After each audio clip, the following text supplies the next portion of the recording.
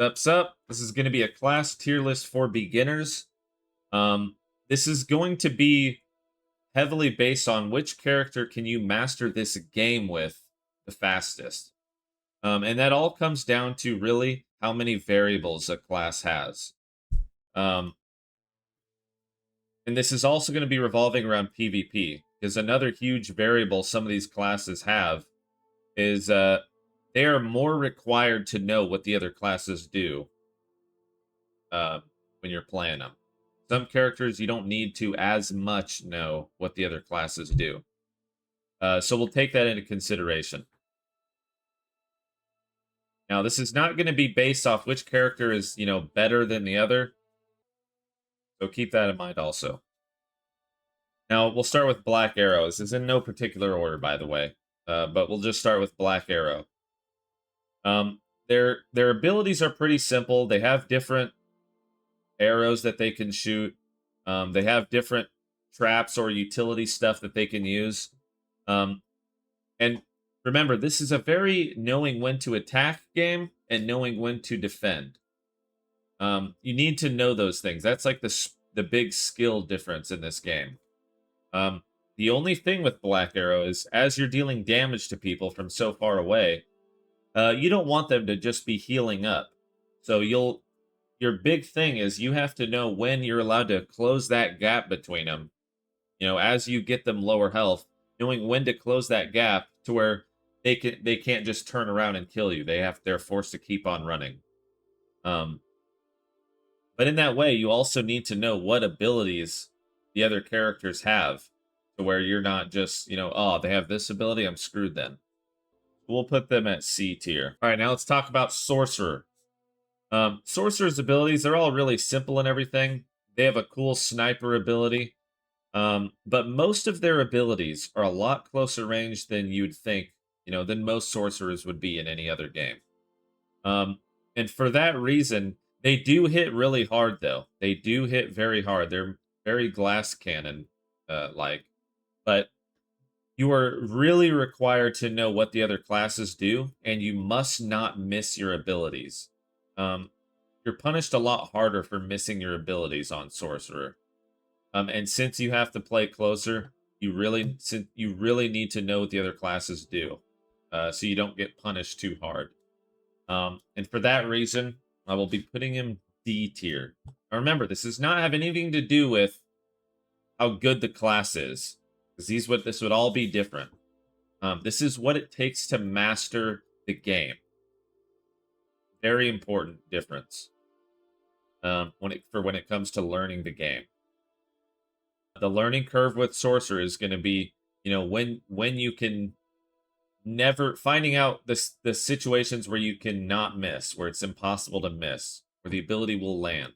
And you need to know what abilities you have to dodge and which ones you don't have to dodge. You can, it's more advantageous for you to take damage and then deal even more damage than them.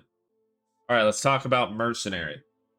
Mercenary they have two weapons. They have the giant hammer. They also have a sword and shield.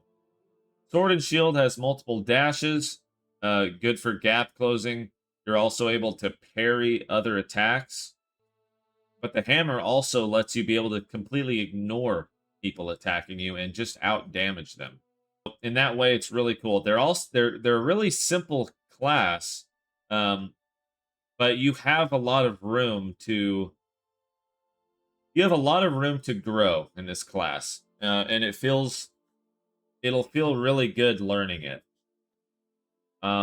You're not as required to know what the other classes do. You're more required on following their dodges, because it's easy to kind of set the tempo, set the pace with the melee classes.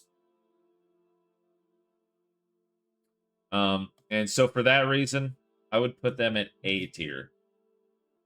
All right, so let's talk about Seir. There's really two different ways to play Seir, and they're both totally opposite from each other. You have super aggressive Seir, the Blasphemer version, and then you have whatever the regular version is called, where you place totems down. That's usually the support Seir. They have a lot of supporty kind of abilities. But they're also really annoying to 1v1 because they're always, your ability to run around while dealing damage is super great on that character. Um, Being able to kite people it's really easy to kite people on this character. Um, you don't as much need to know what the other classes do. You need to get good at running around. But the other version, they have an ability that can grant them super armor for like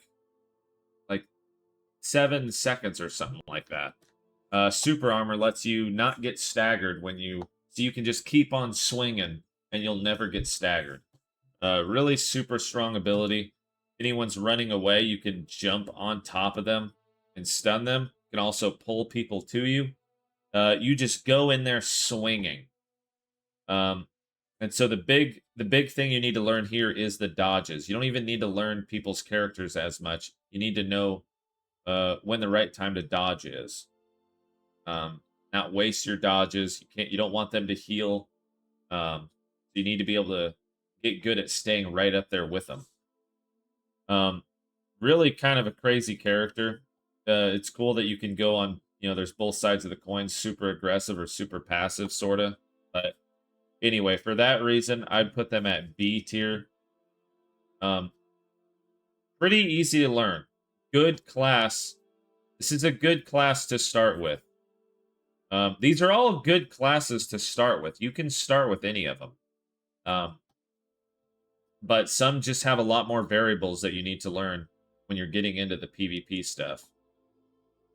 And it really a lot changes the pace for learning the game. All right, let's talk about Shadow Strix. Shadow Strix has a lot of different stuff they can do. They have the highest skill ceiling.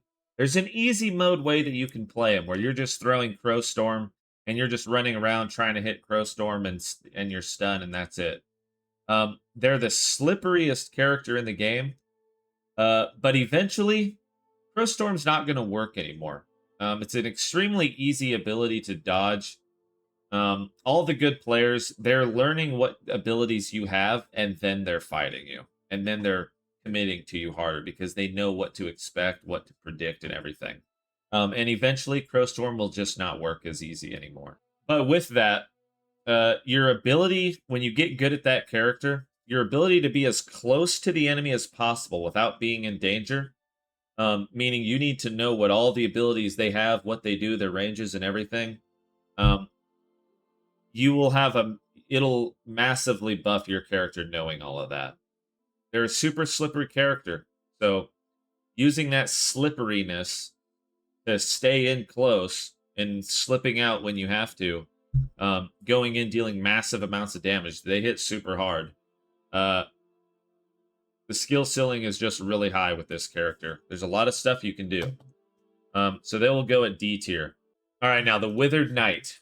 Since this game is so attack and defense heavy, a huge thing with the Withered Knight is they're able to push an ability that makes them invincible, but they can also attack from that same ability, which is kind of unheard of.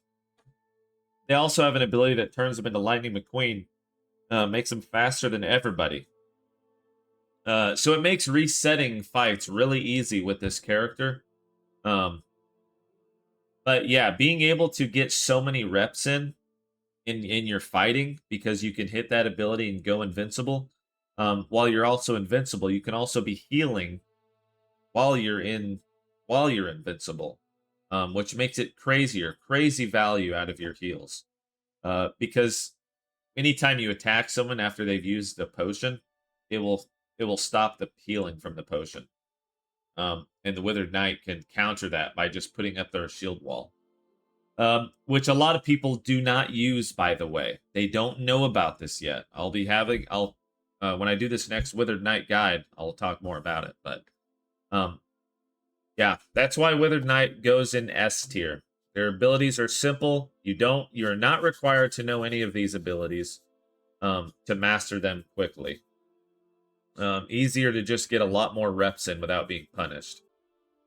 Anyway, that's my tier list for beginners when it comes to mastering this game, the game itself, and all the different situations you find yourself in.